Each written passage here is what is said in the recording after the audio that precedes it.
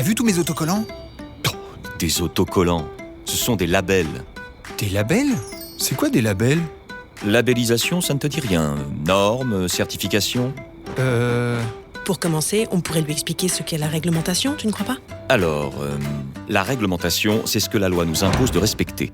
Pour des bâtiments comme nous, elle concerne par exemple la thermique ou l'acoustique. Voilà, après on peut aller plus loin en étant certifié. Comme moi. Ma certification prouve qu'en tant que bâtiment, je suis d'une qualité supérieure à la réglementation. Mais comment t'as fait? La certification est une démarche volontaire.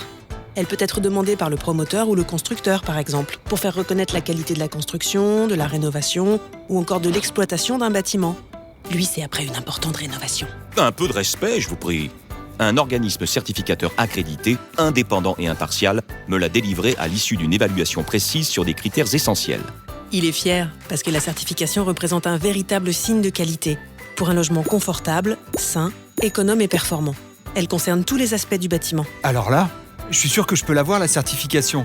J'ai entendu dire que j'étais aux normes. Lesquels, mon petit? Réglementaires ou volontaires? Hein? Vas-y, explique-lui, toi. Il y a 2 types de normes. Les normes réglementaires, rendues obligatoires par la réglementation, celles-là on doit s'y conformer quoi qu'il arrive. Mais la plupart des normes sont volontaires, quand les professionnels d'un secteur se mettent d'accord pour définir des caractéristiques ou critères communs pour leurs produits ou leurs services. Ok. Et mes labels dans tout ça? Parce que moi j'en ai plein. Hein. Ben justement, ça en fait beaucoup. Bah oui, et alors? Ce qu'il veut dire, c'est que certains sont fiables et d'autres moins. Ah bon?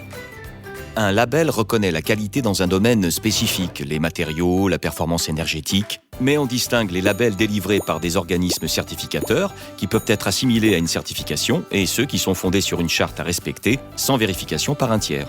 Ceux-là ont plus ou moins de valeur. C'est pour ça que tes propriétaires doivent bien se renseigner pour comprendre d'où viennent tes labels et comment ils sont délivrés. D'accord. C'est bon? Tu es au point? Au top. Merci. Réglementation, certification, normes, labels. C'est bon, je m'y retrouve maintenant. Chut!